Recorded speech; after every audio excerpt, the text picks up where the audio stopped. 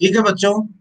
तो देखिए, जैसा कि यहाँ पर आप देख सकते हैं स्क्रीन पर, लक्ष्मण मूर्छा और राम का विलाप, इसके रचयिता है कवि तुलसीदास जी। और इस पर हम विशेष यानी काव्य सौंदर्य से संबंधित जो है प्रश्न करेंगे, प्रश्नोत्तरों पर चर्चा करेंगे कि परीक्षा में क्या पूछा जाता है, कैसे पूछा जाता है। ये दो दो नंबर के आ जाते हैं, तो इस पर हमें जरूर ध्यान देना है। और किस प्रकार के प्रश्न होंगे विशेष जो है काव्य सौंदर्य से संबंधित या शिल्प सौंदर्य से संबंधित, अलंकार से संबंधित, ये सारी चीजें इसी में आती हैं विशेष में। तो हम उस पर ध्यान देंगे। भाषा वैशिष्ट से संबंधित तो ऐसा जो भी पूछा जाएगा उसका जवाब यहाँ पर आपको इस कविता का मिलेगा। तो इसको ध्यान पूर्वक आपको देखना है, समझना है और अच्छे से करना है। परीक्षा में अगर आ जाए तो घबराना नहीं है। तो इसमें प्रश्न कैसे किए जाएंगे ये आप यहाँ देख सकते हैं। प्रश्न कैसे होंगे ये इसकी देखिए आप यहाँ पर कि प्रश्न होंगे, काव्य के भाव वैशिष्ट को स्पष्ट कीजिए, तरीके का होगा। या किसी अलंकार अलंकार का नाम दिया गया होगा, चाहे अनुप्रास, उपमा, रूपक, कोई भी जो उस कविता में होगा, वह अलंकार आपसे पूछा जा सकता है कि दी गई कविता की किस पंक्ति में ये अलंकार है। उन पंक्तियों का जिक्र करना होगा आपको। भाषिक सौंदर्य पर टिप्पणी कीजिए, इसमें कौन सी भाषा है उस पर आपको चर्चा करनी पड़ेगी, उस पर टिप्पणी करनी पड़ेगी। काव्यांश के भाव सौंदर्य पर प्रकाश डालिए।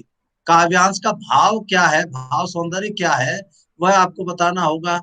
भाषा प्रयोग की दो विशेषताएं लिखिए। ये देखिए, कविता के भाषिक सौंदर्य ये जो दिया है टिप्पणी कीजिए, या भाषा प्रयोग की दो विशेषताएं बताइए।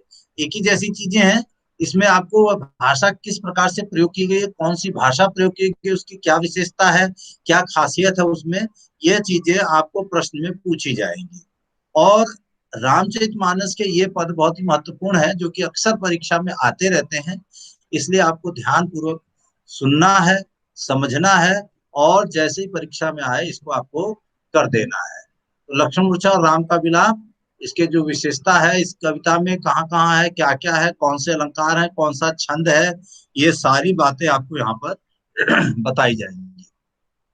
तो पहला जो कि रचना में आपके है, दोहा है सबसे पहले। तो आपको वह दोहा देखना है।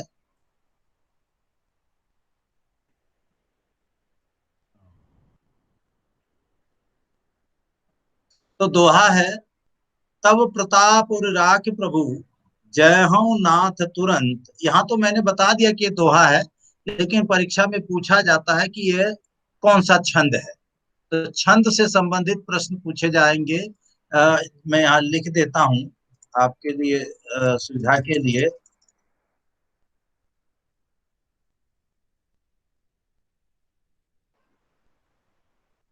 काव्य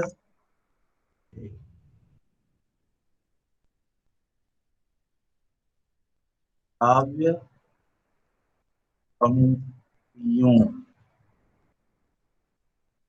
में कौन सा छंद है। तो इस प्रकार के प्रश्न भी पूछे जाएंगे, तो आपको ध्यान देना है। तो यहाँ तो ये आपको समझने के लिए हमने लिख दिया दोहा, नहीं तो ये जरूरत नहीं होती, वहां नहीं लिखा आएगा परीक्षा में, तो आपको बताना होगा इसमें कौन सा छंद है। तो आइए पढ़ते हैं।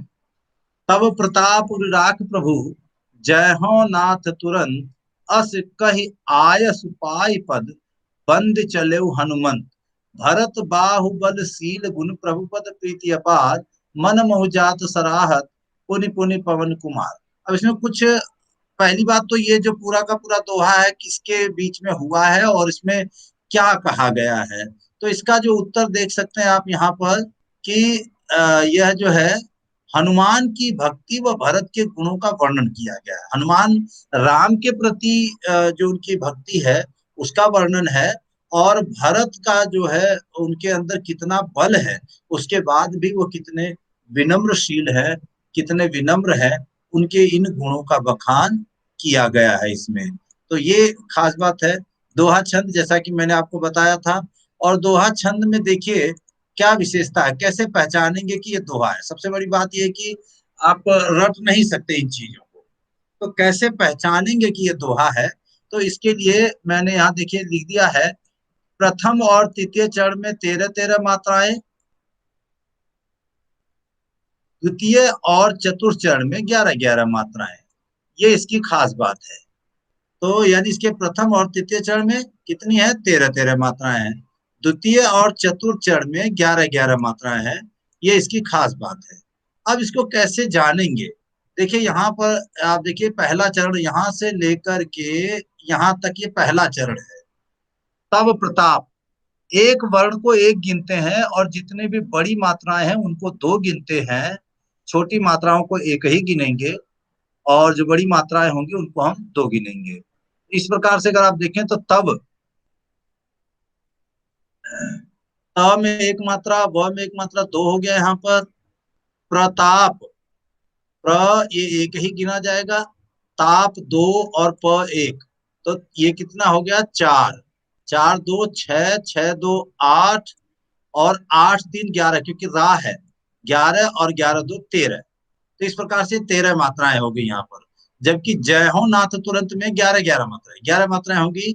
जय हो, ऐ की मात्रा दो हो गया, ह तीन ऊ चार, तो जय हो ये हो गया चार, और चार तीन सात, और सात तीन 10। लेकिन ये बिंदी लगी है इसमें, तो इसको अगले उसमें गिन लिया जाता है, इसलिए 11 हो जाएगा यहाँ पर। तो ये कुल मिलाकर के 11 मात्राएं। इसी प्रकार से इसका तृतीय चरण देखिए, ये तृतीय चरण है, इसमें भी 13 मात्राएं हैं, और ये चतुर्थ चरण है, इसमें 11 मात्राएं हैं। तो प्रथम और तृतीय चरण में 13-13, और द्वितीय और चतुर्थ चरण में 11-11 मात्राएं होती हैं। तो इस प्रकार से हम इसे पहचान लेते हैं कि यह दोहा है। भाषा, जैसा कि मैंने आपको बताया था, भाषा वैशिष्ट से संबंधित प्रश्न होगा। कविता के भाषिक सौंदर्य पर टिप्पणी कीजिए, है या भाषा के प्रयोग की दो विशेषताएं। तो यहाँ पर ये देखिए, इसका बताया गया है कि यह अवधी भाषा में लिखा गया है। रामचरितमानस, अब आप कहोगे सर तुलसीदास जी ने इसको भी लिखा है, इससे पहले आपने कवितावली पढ़ाई थी, उसमें आपने कहा कि ब्रज भाषा में है। तो मैं आपको बता दूं कि उनकी जो कवितावली है, कवितावली, दोहावली, गीतावली, विनय पत्रिका, ये उनकी रचनाएं हैं। ये सब की सब जो है ब्रज भाषा में लिखी गई हैं। जबकि रामचरितमानस और कुछ रचनाएं जो है उनकी अवधी भाषा में। तो उनकी सबसे प्रसिद्ध रचना जो है, उनका प्रबंध काव्य जो है, वह रामचरितमानस है। तो प्रबंध काव्य यानी जो अलग अलग कई सर्गों में मिला करके लिखा जाता है, कई खंड होते हैं जिसमें, जैसे कि इसमें लंका कांड से लिया गया है ये हिस्सा, कविता का ये हिस्सा लंका कांड से लिया गया है। तो इसलिए यह जो है प्रबंध काव्य कहलाता है, क्योंकि उसमें अलग अलग खंड होते हैं। एक मिनट। तो लंका कांड से लिया गया यह हिस्सा है।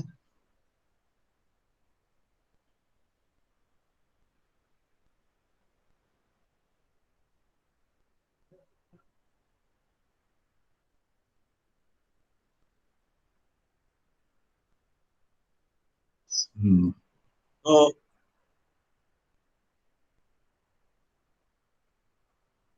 लंका कांड से लिया गया है।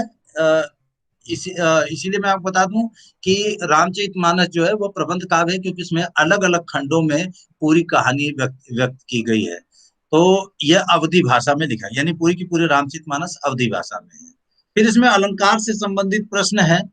तो यहाँ देखिए बताया गया, ये तो आपको यहाँ सीधे सीधे उत्तर बताया गया है, लेकिन परीक्षा में यही चीजें पूछी जाएंगी अलग तरीके से, कि इसमें दिया गया कौन सा अलंकार है, कौन सी भाषा का प्रयोग है, कौन सा छंद है, हनुमान और भरत के बारे में इसमें क्या कहा गया है विशेष।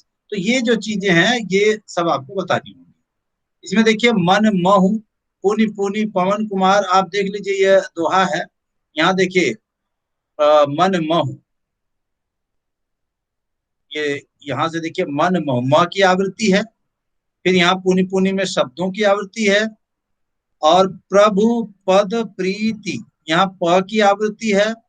बाहुबल, इसमें ब की आवृत्ति है। तो इस प्रकार से जब एक ही वर्ण की दो या दो से अधिक बार एक निश्चित क्रम में आवृत्ति हो, तो वहां पर अनुप्रास अलंकार होता है। लेकिन अगर वही शब्द की आवृत्ति होने लग जाए, जैसे पुनि पुनि, तो यह पुनरुक्ति प्रकाश अलंकार हो जाएगा। तो यहाँ पर पुनि पुनि की आवृत्ति है, यानी ये शब्द है, एक ही शब्द दो या दो से अधिक बार आए तो क्या हो जाएगा, पुनरुक्ति प्रकाश अलंकार। तो यहाँ पर पुनरुक्ति प्रकाश अलंकार है। तो इस प्रकार से आप इसको समझ सकते हैं। अगला है चौपाई है दूसरे नंबर पर, वहां राम लक्ष्मण ही निहारी से लेकर के मनतेव नहीं ओहू। इसमें क्या विशेष है, कौन से अलंकार हैं, कौन सी भाषा है, कौन सा छंद है, ये सारी बातें आपको यहाँ बताई गई है, और बिंब इत्यादि भी। तो देखिए पहला इसमें बताया गया है, सबसे पहले आपको बताना है कि कविता क्या कहना चाहती है। तो यहाँ राम का मानवीय रूप एवं उनके विलाप का मार्मिक वर्णन है। अब मानवीय रूप कैसे, कि बोले वचन मनुज अनुसारी। जैसा कि मैंने आपको भावार्थ समझाते समय बताया था कि राम चूंकि भगवान यानी विष्णु के अवतार है, लेकिन उसके बावजूद वो मनुष्य के अवतार में है, तो वो सारे क्रियाकलाप मनुष्य की तरह करते हैं जैसे कोई मनुष्य करता है। तो यहाँ राम का मानवीय यानी मनुष्य के रूप में उनके विलाप का मार्मिक वर्णन किया गया है। मार्मिक यानी ऐसा मर्म जो दूसरे को भी दुखित कर देता है, प्रभावित कर देता है। यहाँ दृश्य बिंब है। जब हमें कविता को पढ़ करके लगे कि हम इसे देख रहे हैं या ऐसा महसूस करते हैं कि देख रहे हैं, तो इसे दृश्य बिंब कहते हैं।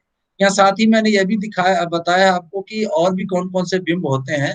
देखिए, श्रव्य बिंब जब केवल सुन सकें, स्पर्श बिंब जब केवल छू सकें, गतिशील बिंब जहाँ गति हो तो उसे हम गतिशील बिंब कहते हैं। तो जब कभी ऐसा आए तो उसी के अनुसार बिंब बदल जाते हैं। इस काव्यांश में दृश्य बिंब है। ये बिंब श्रव्य, स्पर्श और गतिशील बिंब यहाँ नहीं है। करुण रस की प्रधानता है। रस भी इसमें पूछा जा सकता है, कौन सा रस है। तो यहाँ पर करुण रस है, क्योंकि दुख व्यक्त किया जा रहा है, तो करुण रस है। चौपाई छंद, चौपाई छंद है ये पूरा, क्योंकि इसके सभी चरण में 16-16 मात्राएं हैं। गिनने का तरीका वही है जो मैंने आपको दोहे में बताया था कि कैसे गिने। और चरण जो देखे, ये वहां राम लक्ष्मण ही निहारी, ये प्रथम चरण है, और बोले वचन मनुज अनुसारी ये दूसरा चरण है। प्रथम चरण पर देखिए एक पूर्ण विराम लगा है, और द्वितीय चरण पर दो पूर्ण विराम लगे हुए हैं। तो इसमें दो चरण होते हैं, और दोनों ही चरणों में 16-16 मात्राएं होती हैं। तो इसे आप गिन सकते हैं उसी तरीके से जैसा कि मैंने आपको दोहा गिनने के लिए बताया था। अवधि भाषा यहाँ भी, क्योंकि पूरी रामचरित मानस ही अवधि भाषा में है, इसलिए भाषा तो आपको यही रट लेनी है, इसमें कुछ और करना नहीं है। लेकिन ध्यान रहे, कवितावली के तीनों पदों में ब्रज है, और लक्ष्मण मूर्छा में अवधि भाषा है। निम्नलिखित में अनुप्रास अलंकार की छटा कहाँ कहाँ, देखिए, बोले वचन दुखित देख में द की आवृत्ति, बन बंद बिछोहू बच बिकलाई ब की आवृत्ति है, इसलिए यहाँ पर अनुप्रास अलंकार है। फिर देखिए अगली चौपाई है, सुत बित नारी भवन परिवारा हो ही जा ही जग बारही बारह से लेकर के नारी हान विशेष क्षति नाही, यहाँ तक है। और इसमें क्या विशेष है कि राम का भ्रातृ प्रेम प्रशंसनीय है, क्योंकि वो कहते हैं भाई तेरे बिना जो है मेरा हाल पंख के बिना पक्षी के समान, मणि के बिना सर्प के समान, और सूंड बिना करिबर कर हीना, यानी सूंड के बिना हाथी के समान है। और तेरा जाना मेरे लिए बहुत ही नुकसानदायक है, जबकि पत्नी का चले जाना, पत्नी का बिछड़ जाना कोई विशेष हानि नहीं है। नारी हानि विशेष क्षति नहीं, यहाँ पर ये बताया गया है। लेकिन भाई की हानि बहुत बड़ी हानि है, इसलिए यहाँ पर राम का भ्रातृ प्रेम प्रशंसनीय है। इससे यहाँ दृश्य बिंब है, क्योंकि ऐसा लगता है कि हम इस दृश्य को देख रहे हैं। जथा पंख तो ही में उदाहरण अलंकार है, क्योंकि एक बात को स्पष्ट करने के लिए दूसरी बात का उदाहरण दिया गया। जैसे यहाँ है ना, पहला अस विचार ये जागो नहीं, एक मिनट था, अस मम जीवन बंधु बिन तो ही। तो इसका तुलना जो है यहाँ से करके उदाहरण दे करके तुलना की गई है। तो ये जो उदाहरण है कि पंख के बिना पक्षी, मणि के बिना नाग, सूंड के बिना हाथी का जो हाल होता है, असमम जीवन बंधु बिन तो ही, ऐसा ही मेरा जीवन है भाई तेरे बिना है। तो ये एक उदाहरण है, इसलिए उदाहरण अलंकार है। चौपाई छंद है, जैसा कि मैंने बताई दिया आपको। इसमें तीन छंद है मूल रूप से, दोहा, चौपाई और सोरठा। तो आपको ध्यान देना, यहाँ पर चौपाई छंद है। अवधि भाषा करुण रस, क्योंकि दुख देने वाली बात है इसलिए करुण रस है। और इसमें जाहि जग बारह ही बारह बंद बिनु करिबर कर, यहाँ पर इन सब जगहों पर अनुप्रास अलंकार है। तो इसको आप ध्यान रखेंगे कि एक ही वर्ण की आवृत्ति जब बार बार हो तो वहां पर अनुप्रास अलंकार होता है। तो इसलिए आपको ध्यान रखना है कि कहाँ कौन सा अलंकार है, इसको जैसा मैंने बताया है उसी के अनुसार आपको ध्यान देना है। आगे देखिए, अगली चौपाई है, अब अपलोक शोक सुत तोरा, सही निठुर कठोर उर मोरा से लेकर के नर गति भगत कृपाल दिखाई। ये चौपाई और फिर ये सोरठा है। प्रभु प्रलाप सुनिकान विकल भय बानर निकल, ये सोरठा है, ये दोहे का उल्टा है। इसके प्रथम प्रथम और ये तृतीय चरण में 11-11 मात्राएं, जबकि वहां 13-13 है। और इसके द्वितीय और चतुर्थ चरण में, ये द्वितीय चरण है और इसके चतुर्थ चरण में 13-13 मात्राएं हैं, इसलिए दोहे का उल्टा है। तो दोहे एक याद कीजिए, दोनों याद हो जाएंगे। दोहे का उल्टा सोरठा, सोरठे का उल्टा दोहा। इस प्रकार से आप देख सकते हैं। आइए इसमें देखते हैं कि क्या विशेष है। राम की व्याकुलता का सजीव वर्णन किया गया है। राम व्याकुल हैं अपने मूर्छित भाई से, क्या क्या बात कह रहे हैं, क्या कहने का प्रयास कर रहे हैं, किस तरीके से व्याकुल हो रहे हैं, ये पूरा सजीव वर्णन है। इसलिए सजीव का मतलब ये होता है जिसे आप शायद देख रहे हैं, देखता हुआ महसूस कर रहे हैं, इसलिए यहाँ पर दृश्य बिंब है। बिंब में यहाँ पर दृश्य बिंब है। अवधि भाषा का सुंदर प्रयोग, सीधे सीधे आप लिख दें अवधि भाषा है, अवधि भाषा का सुंदर प्रयोग है, अवधि भाषा का प्रयोग किया गया है। इसी को अलग अलग तरीके से आप लिख सकते हैं। बात मूल इसमें अवधि भाषा है, तो ये जरूर लिखना है। थोड़ा सा अच्छा लगता है आप फाइल लिख दें अवधि भाषा शॉर्ट फॉर्म में, तो अच्छा नहीं लगता। थोड़ा सा लिख दें कि अवधि भाषा का सुंदर प्रयोग किया गया है, अवधि भाषा का प्रयोग किया गया है, इसमें अवधि भाषा की छटा निराली है। अलग अलग तरीके से आप इसे थोड़ा कह सकते हैं। फिर इसमें चौपाई है, और जिसके प्रत्येक चरण में 16-16 मात्राएं, जैसा कि मैं आपको पहले ही बता चुका हूं। यहाँ देखिए 16-16 मात्राएं हैं। फिर सोरठा छंद है ना। इसमें तीन छंद प्रयोग किए गए हैं, मैंने आपको पहले ही बताया। तीन छंद है। पहला इसमें दोहा है, तव प्रताप से लेकर के, उसके बाद इसमें दूसरा जो है इसमें चौपाई छंद है, और फिर अंत में आकर के तीसरी जो है वह सोरठा छंद है। तो ये तीन छंदों का इसमें प्रयोग मूलतः किया गया है, और आपको इसको ध्यान पूर्वक समझ लेना है। दोहे में प्रथम और तृतीय चरण में, प्रथम और तृतीय चरण में 13-13 मात्राएं, द्वितीय और चतुर्थ चरण में 11-11 मात्राएं, जबकि सोरठा इसका उल्टा है। प्रथम और तृतीय चरण में 11-11 मात्राएं हैं, जबकि द्वितीय और चतुर्थ चरण में 13-13 मात्राएं हैं। और चौपाई में 16-16 मात्राएं हैं, ये आपको ध्यान रखना है। तो इस तरीके से आप इसे अगर याद रखेंगे तो ज्यादा कोई दिक्कत नहीं है याद रखना, बड़े आसानी से याद रख सकते हैं। यहाँ देखिए करुण रस है, क्योंकि दुख व्यक्त किया जा रहा है, रो रहे हैं, इसलिए करुण रस है। अनुप्रास अलंकार देखिए कहाँ कहाँ है, तात तास तुम, त की आवृत्ति है। बहुविधि, ब की आवृत्ति है। सोचत सोच, यहाँ स की आवृत्ति है। स्रवत सलिल तक, प्रभु प्रलाप में प की आवृत्ति है, इसलिए यहाँ पर अनुप्रास अलंकार है। जबकि यहाँ राजीव दल लोचन में रूपक अलंकार है।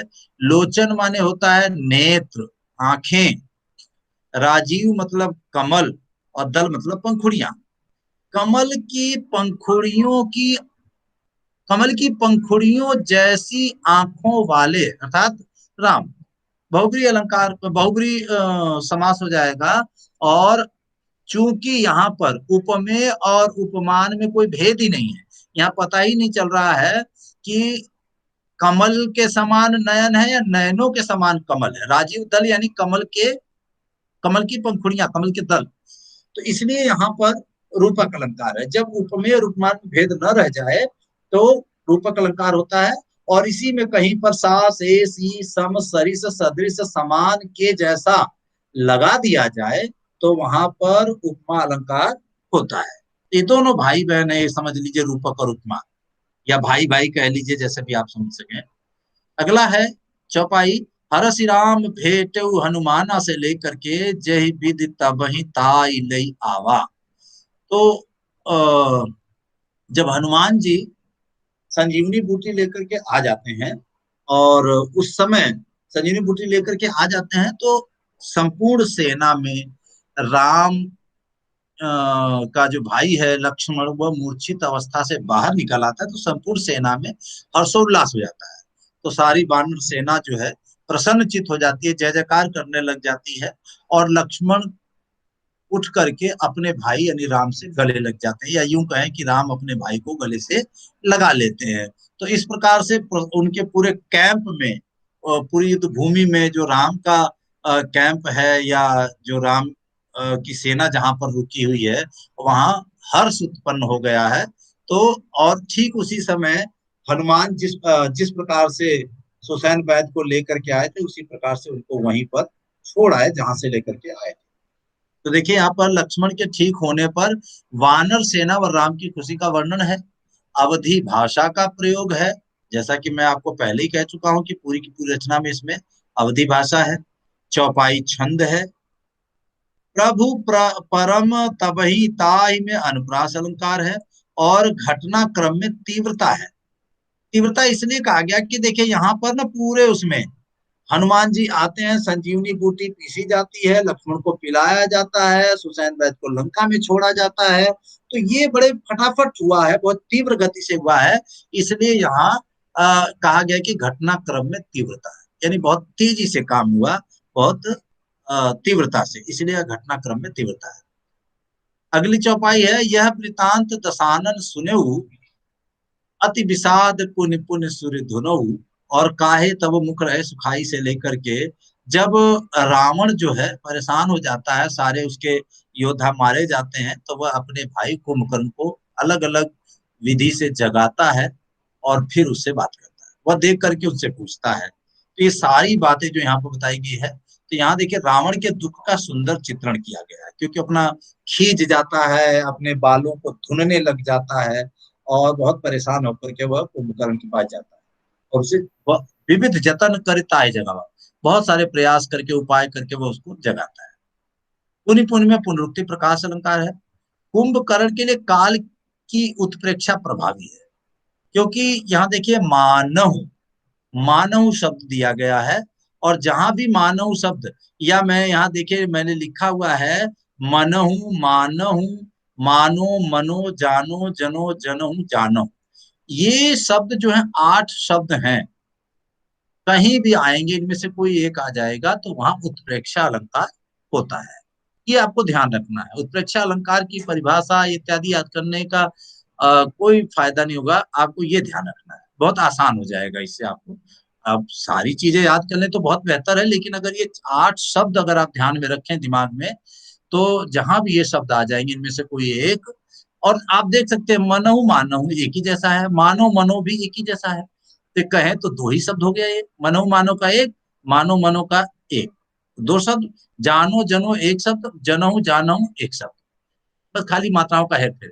तो कुल 4 शब्द हैं, आपको याद रखने हैं, और जहां भी ये शब्द आ जाए वहां पर उत्प्रेक्षा अलंकार होता है।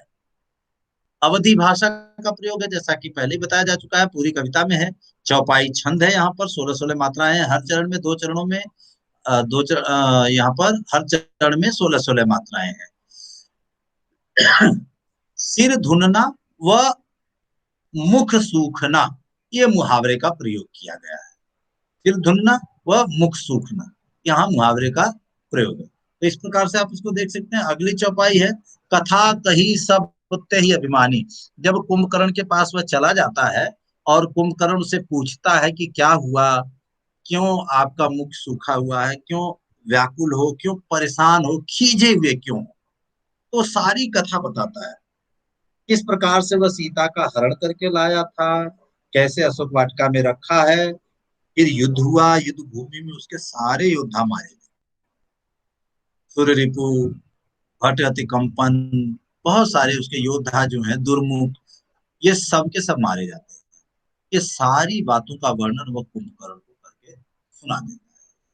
तो वह कहता है, तो हालांकि इस बात से कुंभकर्ण नाराज होता है कि तुमने एक तो जगदम्बा को हर लिया, यानी जगत की अम्बा अर्थात सीता को हरण कर लिया, ऊपर से तुम अपना कल्याण चाहते हो, ये तो बहुत बड़ी मूर्खता है। लेकिन चूंकि वह भाई है, भ्रातृ धर्म निभाता है, और रावण की तरफ से जाकर के वह लड़ता, अपने भाई की तरफ से लड़ता, और अंत में वह भी मारा जाता है।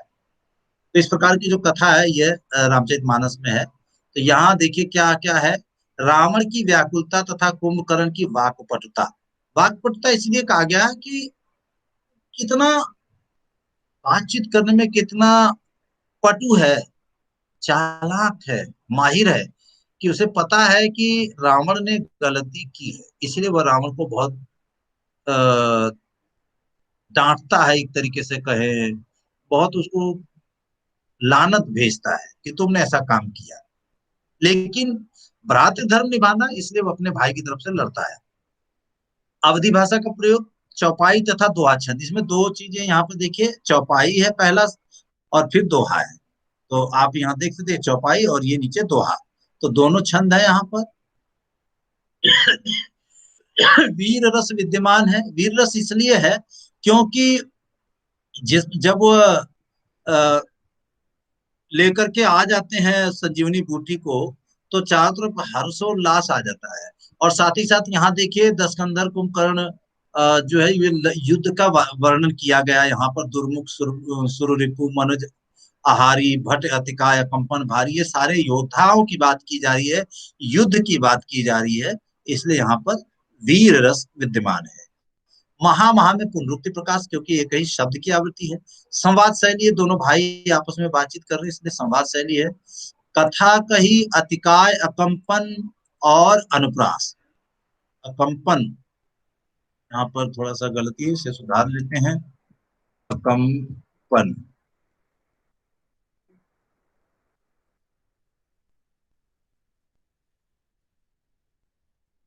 अकंपन, यहाँ पर अनुप्रास अलंकार है। तो जैसा कि आप यहाँ देख सकते हैं, क की आवृत्ति है, अ की और अ की आवृत्ति है, इसलिए यहाँ पर अनुप्रास अलंकार है। तो इस प्रकार से जो कविता में विशेष बातें हैं, जो काव्य सौंदर्य से संबंधित बातें हैं, वो आपको यहाँ बता दी गई है। आशा है आप सभी को समझ में आ गया होगा, और इसको आप अपनी उत्तर पुस्तिका में जरूर लिखें, अच्छे से इसको जरूर करें, ताकि परीक्षा में जब आए तो आपको किसी भी प्रकार की दिक्कत न हो। तो आप यहाँ आपने पढ़ लिया, समझ लिया, अगर आपको कहीं दिक्कत है तो आप मुझसे बात करके यह बात बता सकते हैं। कमेंट बॉक्स में जाकर के आप कमेंट भी कर सकते हैं। तो आपकी